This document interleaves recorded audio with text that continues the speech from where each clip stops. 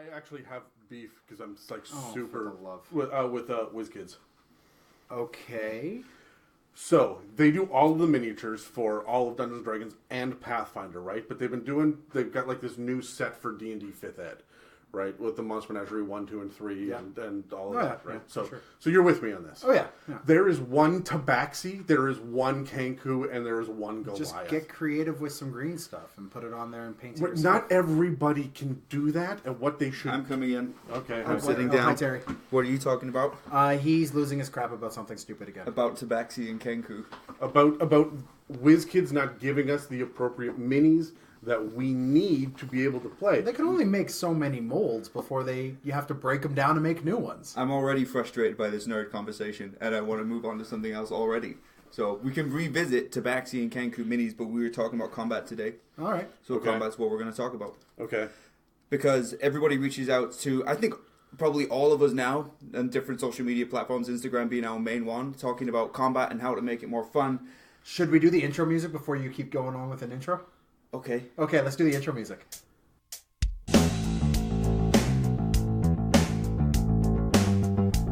Welcome to It's a Mimic with your DMs, Adam, Dan, and Terry. Thank you for playing that live, Dan. That was amazing. No worries. So everyone keeps reaching out to us talking about combat and how can we make combat more fun. Well, tonight there's 3 Dungeon Masters coming in your ears, so we can... no. Phrasing? Not that one. Phrasing. Not that one. All right. Yep. Keep going. Yep. So let's help the people. How can we make combat more fun? Should we roll for it? Yeah. Roll Okay, initiative. roll for it. Boo. Boo. 19. We want to hear more of Terry's voice. All right. How do we make combat more fun? I think there's a few different ways, but the big one for me is environment. Because I feel like, or environment, terrain, map, however you want to say it. Because I feel like lots of times people are struggling with how to make their combat fun. The people that are fighting in big open square rooms, which I've talked to you guys about before, or plain open meadows and fields. And I find that it's the environment that makes combat more fun. A challenging environment, whether you be in like rocky crevices and things like that, and your little tight hallways, or that you're on a volcano and there's things blowing up all the time, or the ceiling's falling down. Yeah, like at the top of the initiative, there is a specific environmental trigger or Right. something that happens, like almost like a layer action. Yeah. But, You guys were fighting it with geysers going off around you a couple of weeks Yeah. ago. Right? Yes. yeah. Yeah. And they should have effects. Like if it's a geyser, it should be shooting you 40 feet up in the air and dropping you, right? Yeah, Like, because that's where all of the characters have all of their different abilities and you have certain strategies, but that's where you really have to think, and you have to think on the fly, and that's what makes it more challenging. If you're in a big square open room, then everybody just gets to cast their spells, affect the area, and then there's no challenge there. Right. So what do you do though besides,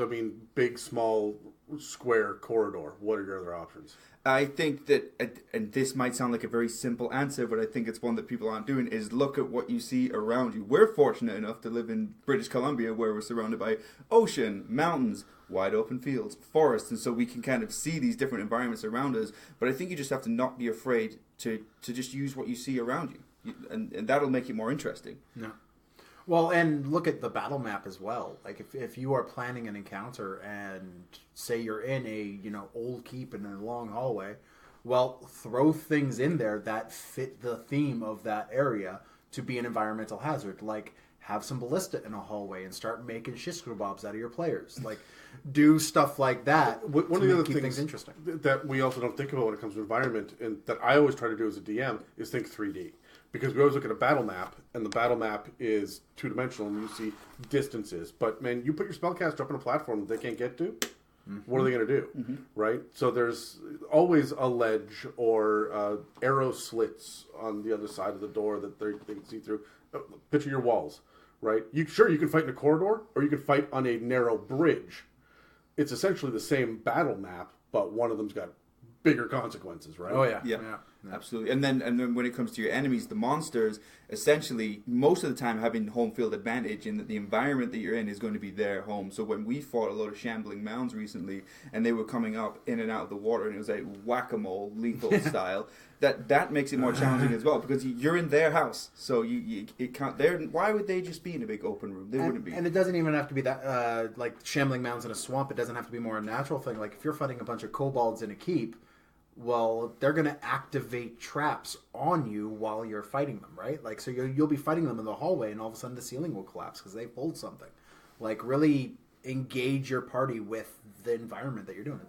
Yeah, and I also think it's just to kind of piggyback off that as well is to try and think like the monster. So you mentioned kobolds; they're gonna want to use traps and find an environment where they can do that kind of thing. Mm-hmm. Some creatures are just feral and will just rip you apart, and they're dumb and they'll run through the fire and off the cliff. Yeah, but if you're going into a wizard's tower, they're coming at you with some strategy. Yeah, absolutely. They've set it up. But I mean, it's not just for and this is frustrating for me as a DM. The players aren't playing with the environment either. Right. I want them to knock over the pillars and cave in the roof on the bad guys. Mm-hmm. Right. And I think that the players see their spell list or their abilities and say, "That's it." Yeah. Right. So. Yeah, I think you're absolutely right. Okay, but we have different kinds of combat as well. Because I think lots of times, I say newer DMs, but it's even experienced DMs that get stuck in a rut will just have that. Oh, you walk into a room and here's whatever, a mimic, for example. But the combat can come up in different ways, whether it be duels or assassination missions, or what kinds of combat do we have available to us to make it more interesting? Who's going? Dan? Oh, I guess that's my turn, huh? Dan? I guess I rolled the next highest number with my 14. So I like to divvy it up into three kind of areas. There's aggressive combat, there's social combat, and there's strategic combat. And this kind of answers the last question as well, in the sense of with aggressive combat, you are in a big square room. You have a goal, and it is to make that person at the other end that is being run by the DM, or as the DM, the party. You are adversarial, you are fighting each other, it is just a straight slugfest. Mm-hmm. Then there's a social encounter where you drop the weapons and you go, hey, we're going to talk this one out through initiative. Because I really find that most combat situations are mostly defined of, if you're rolling initiative to start it, it's combat. Right? Whether it's aggressive, social, or strategic. Mm-hmm. Now, my favorite kind is the strategic kind of combat, where you have swords, you have magic, everyone's slinging and fighting, but there is a goal. You are trying to stop X. You're trying to rescue or recover Y. You are trying to interrupt Z. You are trying to do all these things while the fight is going on. There's a strategic plot aspect to the encounter. Right, for the player. How do you design that as a DM, though? How do you design that as a DM? You really have to put that extra little bit of thought into the goal or the plot of the fight. If it's a random encounter where they're walking down a forest trail and they get jumped by kobolds, okay, why? Why are these kobolds sitting around a road? Why are these? What do these kobolds want to get? Like, that's the 5 Ws. How are they there? Oh, well, they're hiding. That's not a W. If you pick the one that isn't, it counts. What are they doing? Why are they there? Who are they? That's a big question. And when? Now, right now. But hold on. I want to address that, because when a lot of the times what we don't think about is why now. Why are we having this encounter right now? Mm-hmm. Sometimes it's going to be a patrol. Sometimes you come across a sentry. Sometimes the bad guys are hunting you, right? So you talk about all the motivation and stuff. It's not just about what time of day. When is also why now. Yeah. And I think that a lot of people don't realize that when they're trying to set important it up. why is. Yeah. I think why is a far more important question as a DM than it is so much as a player. Right, but that's where you're dropping your hints and your clues and everything. That's why it's important for a DM. Yeah, but that's why the players need to be asking it. But like in terms of setting things up and like those first kind of drives to an encounter, the first question is you got to ask is why. Right? Sure. Like, why are they getting jumped in the middle of the road? Even if you're rolling on a rolling on a rolling table. You're rolling on a random table. Even if you're doing that, like, you should be able to answer why you're fighting the two mesoliths in the middle of a swamp. Well, I'm always big on, there's random tables and then there's random in quotation tables. So it's like, it's part of your narrative. Adam, I think you do this quite well. It's like, it's a random encounter, but that thing may have happened eventually to us. So we had an NPC that we discovered had some sort of disease. We might not have found out that day. It might have been a week later. It might have been 3 days before. But it came up on the random encounter table. Yeah, anytime that I'm throwing together a random encounter, I'm okay. So here's something that I do, and I'm going to give a really simplistic version of it. If you guys are hunting orcs through the countryside, and you know that they've kidnapped somebody, and you're chasing them down, but this is orc territory. My random encounters are not owl bears. Yeah. They're going to be orc patrols, orc scouts. You came across an outpost, right? Which one of these? And it could just be you find a corpse riddled with orcish arrows, or you see a sign. Yeah, in not the all black random speech. encounters have to be combat. Yeah, Right, exactly. and that's a big thing. And so I do things like I throw down that one where somebody got a disease. I didn't know which one of these NPCs you're going to be with when you guys rolled. Oh, this disease hit, and it happened to land on our Kenku, right? So now they've got this plague, and it's a Kenku plague. But if it had been an elf, Just when you found a mini for him. yeah, right. But if it had been an elf, that would have been bad. If it had been a gnome, well, we have a gnome in the party, and now there's a gnomish plague, right? Like There was just one. But I didn't know if we landed on a Dragonborn. If you guys were with the Dragonborn and you'd rolled a disease, the Dragonborn in the party is now going to get sick, and now we have a whole new subplot. We got to go and solve this, right? So I put that in there on purpose to either slow you down or speed you up. Yeah. Now, in the Dungeon Master's Guide and other books, there are random tables to roll on. You could take that extra step of prep, and you can create your own, like you were saying. But if you're in a moment where the party has gone off the reservation, they've gone completely off your plan, and you're rolling random tables for this jungle that you didn't expect them to run in, just try to think of a creative reason why they're coming across some dire apes, right? Like, just, you gotta think of those reasons when you're going, Yeah, right? That you don't have to build a structured list with all these little idiosyncrasies and everything else. You're right, but they also have in the monster manual, they have a chart of enemies by CR. Yeah. Right? And so if everybody decides, hey, you know what, I've prepped this jungle routine, and then everybody decides, no, you know what, we're going to a swamp, right? Or whatever. Okay, great, now what? Well, I flip it open. What level are you guys? And I start at that level, and then I work my way into lower levels. So I'm looking for the next thing that's in the swamp. Is there anything that's CR 13, because you guys are level CR 13, that would live in a swamp? No? What about CR 12? No? What about CR 11? And I work my way backwards from there, because it's already built in inherently that you would, in theory, run into one of these. Things. And then the random encounter, the first time that you run into it, you run into evidence of it, right? Or you run into an NPC with tales of this monster that should be in this area. Yeah, to right? build the tension as well. So the combat itself becomes more interesting when you get there because the tension's been built up. But the combat dynamics, different ways we can make the combat interesting by doing it in different styles. So Dan, earlier you talking about strategic combat's your favorite type. I like the combat as well where the goal is not necessarily just to kill all of the bad guys. It's the bad guys are coming, we have to get out of this room because we're going to lose. Or the bad guys are coming, but we have to complete this puzzle while we're in here. So it doesn't always have to just be stand and bang, whichever side wins. There can be something else going on at the same time. Yep. I think it really comes down to how you've planned your monsters, your enemies coming in. Like I say, and what are the conditions for winning as well? Is this a duel? Is this to the death? Are you going to kill 4 of the 5 goblins and the 5th one's just like, nope, bye, right? And if you let him go, is he coming back with reinforcements? Yeah. One of my favorite things to do is attack in waves. Because as soon as the players relax and say, hey, we're done, no, you're not.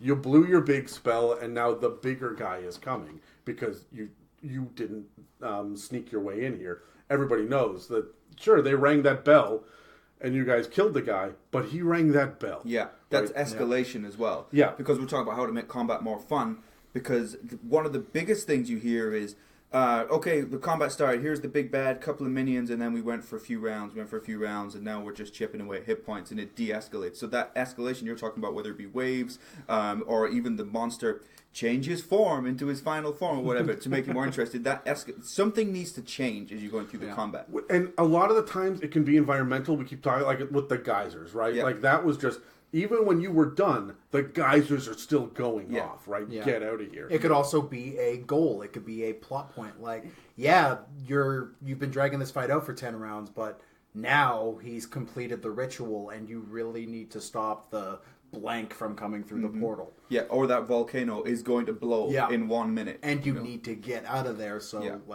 figure it out. But even staying in combat, though, like the combat has ended, but the combat itself isn't necessarily over. You're still in initiative, and there are still guys coming. One of the things that you guys did recently, Dan, you were away for this session, was you guys ran through and killed a bunch of gnolls in some sewers. Yeah. And one of the gnolls turned around and went, oh shit, and ran.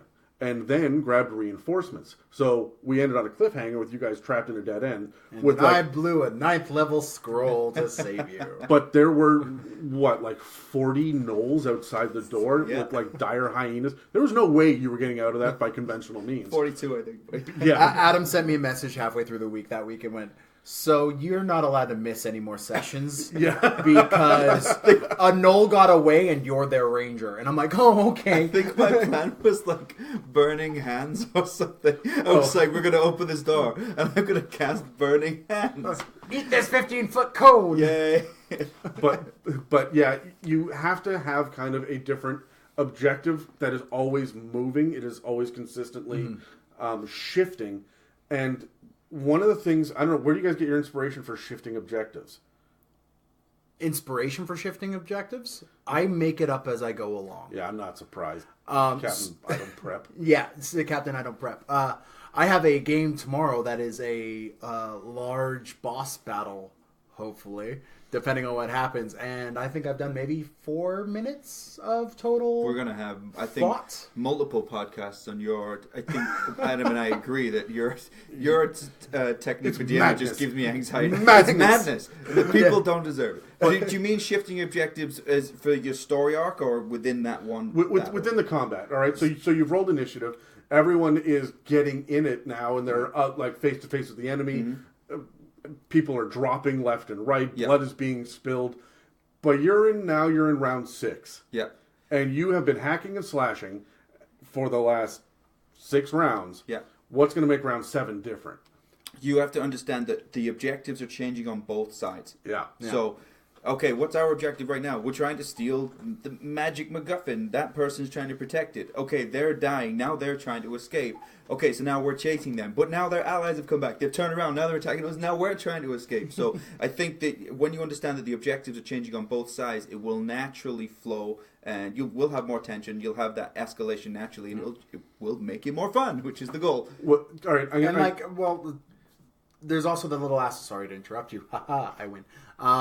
There's also remembering that the player's actions have consequences further than that thing's bleeding heavily now. Yeah. Like there's going to be further consequences. Like if you're on a boat and you cast a wall of fire, you're not on a boat anymore. Yeah. That's a bad idea. Yeah. And you should feel deep shame for casting that wall of fire on the boat because now everyone's in danger, right? I'm Like very there are big. further actions and consequences too. I'm very big on being firm but fair with consequences as well. Like, if But- it's on them. But I'm looking at it as well, though. It can be positive things. Like you're not always burning the boat you're on, or like cutting the rope bridge out from underneath your wizard, or whatever it is you're doing. There are other ways that you can go about it. Like, what happens if you kill the boss before you kill all the minions? What do the minions do? They bow down? Do they surrender? Do they seppuku? And down they go? Yeah. Like, what are they doing as a result? Do they scatter? And I think that as the DM, you have to be prepared for that. Absolutely. happening. What is the nature of these? The kobolds are likely going to start to praise you. You know, The goblins are probably going to sit there and be like, "Oh, you're the new king, okay." So, whereas the gnolls are going to be like, well, I guess I'm the new boss. Yeah. Let's go. Right. I'm yeah. Chief Super Strong. Yeah, Yeah. Here we go. So you have to understand the nature of the creatures that you're putting out there. Well, yeah, one of the other things that I like to do is hide a healer in the mix. So the big boss goes down and everyone scatters, or they get filled with the bloodlust of the boss go down and everybody runs forward except that one guy that runs back to the boss and goes, "Bling." Yeah. And now he's healed, right? And now you are back in initiative, and this just got so much worse because the bad guys are in a blood frenzy, and the boss is, running out the back door. Yeah. So- Okay.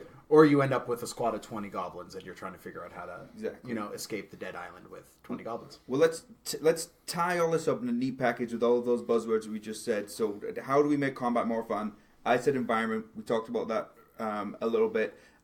Changing objectives, changing dynamics, understanding the objectives of both sides, and anything I've missed? Yeah, man, I could talk Essential about takeaways. I could talk about this for hours. What are we? 20 minutes into We're this? at 20 minutes in, so we got time. We got time. All right. Do you guys want to hear me wax poetic? Sure. Well, should we do some shoutouts first? Sure. Shout out time. Operating out of Australia, Dungeon Delver Designs makes custom dice boxes for all of your dice rolling and storage needs. Adam, Dan, and Terry enjoy rolling for initiative in their custom boxes. You can find Dungeon Delver Designs on Facebook, follow them on Instagram, and be sure to check out their Etsy store at Dungeon Delver Designs. Do you want to pimp your Instagram page? Sure. Yeah. Follow me on Instagram at sendnoobsdnd. Can you spell noobs? Noobs. Thank you. Thank you. So that's all one word. Send noobs. Send noobs. Sounds like send boobs. But don't send noobs. With Pregnant pause. yeah. Okay. So before we start focusing on boobs, I wanted to talk about one of the kind of outside the box ways that I have dealt with combat and coming up with interesting and different ones, and that's by looking at board games. Ooh. And one of the things I that turn my chair towards you. one of the things that inspired me was Battleship.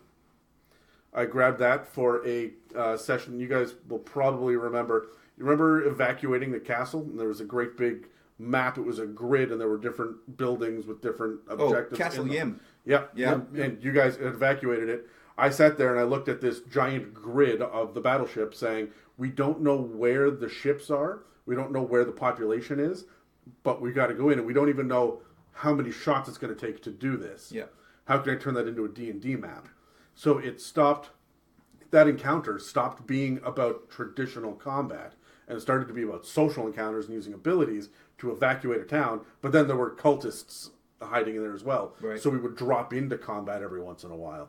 Yeah. And it that was one of the big things for me was I often look at board games. As a matter of fact, I think that you guys ran into a surgeon who was harvesting body parts recently, and that was because I was looking at Operation on the table. And I'm not joking. That's all it takes for me sometimes to just... No, but that's good because you're getting people to think outside of the box and to look at what's around them for inspiration, and that's perfect. I think that's great. I'm going to do that now. You're just going to like go through... Pandemic? Yep, it's plagues now. Scrabble. No, but why not? Why not have a room puzzle, right? Yeah. So there's all sorts of stuff in there. You guys are going to love this. I was watching the latest Ninja Turtles movie, which I absolutely hated. Wait, the latest Ninja Turtles movie? Yeah. Oh, Which the I don't one even with know. I don't even know which one. The Green Arrow? The one with Stephen Amell playing Casey Jones? I have no idea what you're talking about. I think I zoned out anything there. That was Megan Fox playing April O'Neil? Yeah, but it's a sequel. Is she still in it? Yes. Thank God for you, Megan Fox. Shout out to Megan Fox. But thank you. But I was watching Teenage Mutant Ninja Turtles and thinking about what we were going to do next, and you guys were going into... You'd fought a whole bunch of goblins, and I didn't know what was at the bottom of these tunnels that you guys were fighting these goblins through. All I knew was that they worshipped snakes, and so I decided to make them mutants as well. So that's how I ended up with snake-like mutant goblin cultists. Yeah. Oh, I remember those. Those were disgusting. Yeah. But yeah, I see what you're saying. But the thing idea that of really threw me for a loop is there's Yuan Ti who basically had all the same powers that the goblins did. You just kind of went, it's a goblin Yuan Ti sort of thing. Well, Sure. I didn't even look at the Yuan Ti. I find the Yuan Ti to be a radically different mindset. Mm-hmm. So I wanted to stick with the goblins. But I was sitting there going, you guys are fighting goblins that are mutants, right? And I am sitting here watching Ninja Turtles, and I'm like, okay, they're kind of man, kind of turtle. What can I do to make it kind of goblin, kind of snake?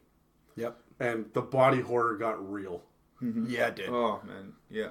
So Stretched bodies. Yeah, it was awful. Turn around a corner and there's a goblin with a snake tail. Just a goblin head, snake tail. And you're just like, A ugh. giant green sperm. Just one.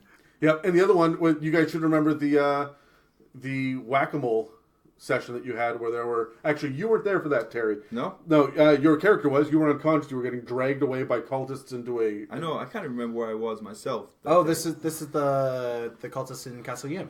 Outside of Castle Yim after the evacuations. Yep. And you guys had chased down to rescue the party members that were currently away on vacation, and but they were teleporting in and out with magic missile wands of magic missile.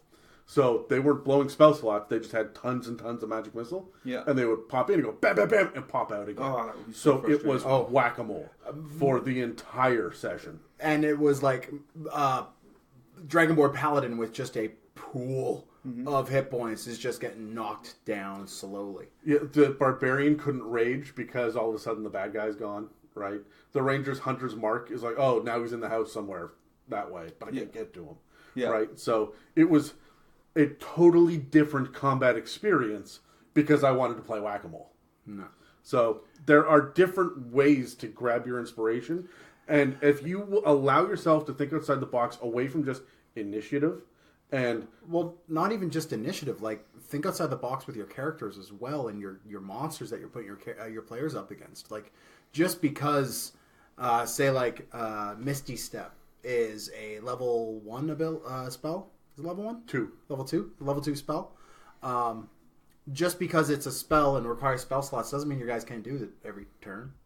Yeah, absolutely. Your bad guys can do whatever you want them Yeah, to do. Yeah. right? Like, feel free to tweak these things. Like, the rule books aren't really so much rule books as much as they are guidebooks. Just stay consistent. Definitely guidelines for sure. That, especially things like stat blocks. Yeah. As well, where it's like, remember those standard stat blocks that you see in like the Back of the Player's Handbook, Monster Manual, things like that. That's just ideas. That's Yeah. just guidelines. Oh, this monster, this person has all of these spells. It doesn't need to be those spells. You can even Choose change different it. spells. You can even change it in the moment if you want to. Make up a spell. You'd be like, it'd be really convenient if they could teleport right now.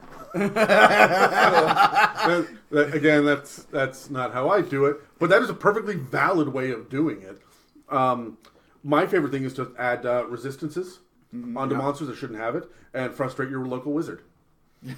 Yep. Because there's nothing more frustrating than I cast Fireball and they made their deck save and they're resistant.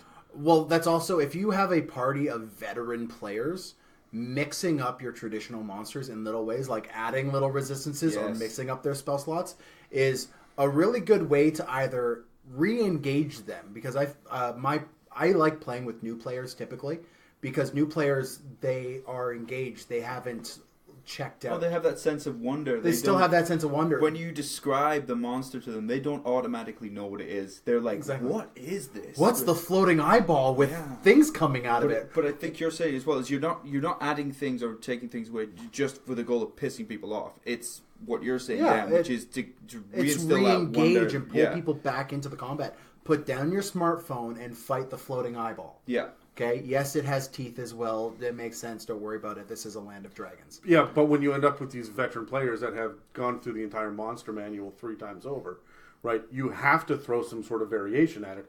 And a lot of the time it's a big one. It's an undead one. Yeah. It's This one was touched by the plane of fire, which is why this water elemental has a fire resistance. Or well, no, that's a bad example, but yeah. it's a steam monster. Yeah, now. it's a steam monster. Steam monster, yeah. But- it's but- a lightning elemental. Oh, so fun. But the thing about that is that it's not just in the monster manual as well. And what a lot of people don't realize is that every one of these campaign settings, from your Tomb of Annihilation, your Out of the Abyss, your Rise of Tiamat, all of them, they have more monsters in them. Yep. And so if you are at a dead loss for what to do next, pick up one of these campaign settings because chances are good that if your players haven't played it, they don't know what the hell that thing is. Yeah. So you can bring out a giant from Storm King's Thunder, and they're going to be like, well, wait a minute, all giants are large size that we've seen. Like, no, this one's huge. This one, yeah. This one's gargantuan. Here they come, man. Yeah. And watch them panic. Right? So And that'll work for veteran players. That'll work for new players. Like, it's all just really good ways of getting everybody engaged. Mix it up a bit. yeah. Do you guys have anything else, or am I I still got gonna... nothing else for combat right now, unless Oh. you guys want to throw any more ideas in. Adam, Well, you we still got take it time. away. Yeah, one of the Anything we want to roll the dice and roll initiative over? Well, I got kind of a story, Okay, so that's not really initiative. But before I launch into it, Dan, why don't you plug your Instagram? Oh, my lively, active Instagram. Yeah, you post. I post occasionally. I mostly do maps and stuff like that. I kind of pale in comparison to the other two people across the table here in Instagram and social media presence. Yeah. But at Oscar the Orc, that's me. How do you spell Oscar? With a K, the way it's supposed to be spelled. Oh, Coscar? Also with the K at the end of orc, like it's supposed to be. Okay. Listen, Warhammer, calm down. You also have underscores in yours too. Yes, right? yeah. So it's Oscar _ orc. Fans of Critical Role would be like, "You stole that from Tuskglove." No, I didn't. I had it first. Grr. But yeah, completely over your head. Yeah. Terry understands, but I understood that reference. but yeah, that's my Instagram, and hopefully one of these days it'll be a little bit more active. But right now, Adam, you want to throw your Instagram out there? Yeah. Yeah, I'm at Rusty Styrofoam. how did you come up with that name? Do you know? Are you? I know. I'm Yeah. prompting you. Yeah, okay.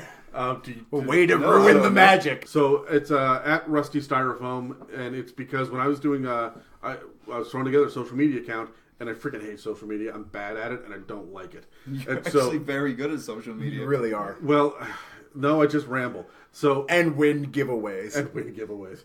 But I didn't want to get it stuck in my teeth. So I thought about the two things that I didn't want stuck in my teeth. So every time I log in, I'm like, oh yeah, right, this leaves a bad taste in my mouth. And I thought rust would be horrible to have a mouthful of, and so would styrofoam. I thought it was because you were ginger. Everybody, that's what you said too. Everybody says that. Ah, God damn. Okay, real quick story. My grandma didn't like my name. My great-great-grandma. She Yeah. didn't like Dan. She didn't like Alex. Because my middle name's Alexander. So she was like, okay, I don't like that. I don't like that. You've got reddish blonde hair, so your name is now Sandy.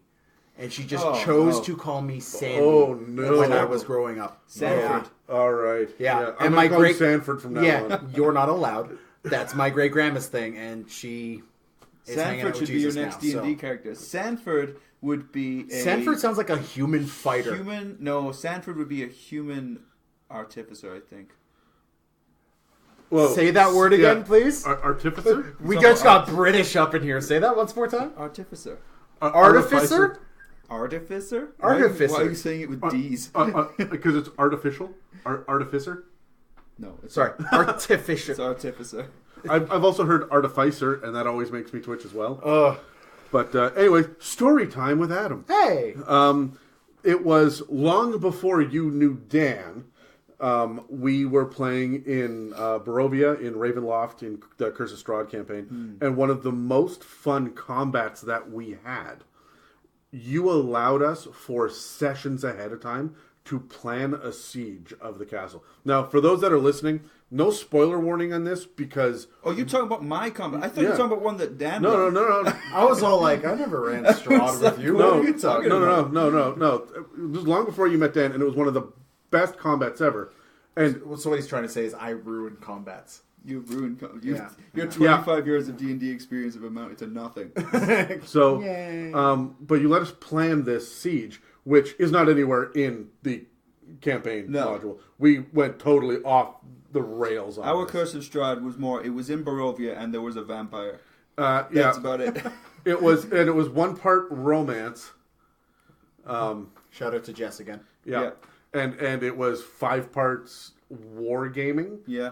At that point, like, it was insane, but you allowed us to run around the map and find allies. And we were filling barrels with holy water and getting were-ravens to drop them on zombies, so we had an aerial assault factor to Yeah, this. coming from 3 fronts. Yeah. There was a team going under the castle, going through the sewers, and then Yeah, coming yeah. up. And then there was an aerial assault with the dropping these holy water bombs. And then there was the main gate. The frontal gates where the werewolves went and blew up the front gates, and then everybody ran forward into this big siege, except for me because I was the dwarf and everyone else was moving 30 feet and I'm moving 25. So on my turn, I run forward. There was like a 100-foot gap. Like, I run forward, and it's just like by the time I got there, everything else was done. So my dwarven cleric just like showed up like heals. Anybody heals? But it was so much fun to actually play Because the other thing that you did, which then I stole and it's on steroids for me now, is I allow people to run NPCs. Yeah. If the player's not in the combat, like Terry's saying, like there were 3 assaults here. Yeah, we had some people in the air, some people on the ground, some people underground in the catacombs that were all sieging. And so, as well as we actually had someone undercover inside the castle as well. Yeah, that's right? true. We did. Yeah, it was actually good because we were moving between the groups, but it was like, well, the team that was going into the catacombs would go so far, and then it'd be like you hear a loud boom because something had happened before on top. So it was like timing it together. It was really good. But the only player that was And you underground, did this as a new DM? yeah, it was amazing. That is ambitious as hell. Yeah, it kind of just snowballed. Before I knew it, I was like, I think there was a few moments during that campaign where I was kind of like probably visibly going, "Oh shit!" But it was really good because the only player that was underground, the only player character, was the monk. So everybody else had come in as a named NPC that had a personality that we were told this is who they are, this is what they do, and we got to play them in combat. And it made for some really interesting encounters underneath because A, you're going to be a little bit more risky because you don't care about this character necessarily. Well, your character cut his eyeball out after finding a magic item eyeball and just went. He had a twin brother with him, right? And they just went, okay, which one of us is cutting our eyeball out? Like they just found it, so that's being they rock paper scissors, and it goes. Yeah, so it was, but it was so much fun to go in there because at one point we blew up a druid in a tree, in like a tree mech. Yeah, it was insane. So there's a little druid head inside this giant like tree. And it's battling, and so we blew up the room. The tree is on fire. The druid is screaming, and it busts through the doors and is running through the main corridor as the guys out front kick open the main door and they're like, "We're here to fight that!" And this screaming tree running towards it, and like, gets within 5 feet, falls over, and just burns and dies. And that's it. And it was the most. And that's how the 2 factions came together, and it was so entertaining and so much fun that we were like.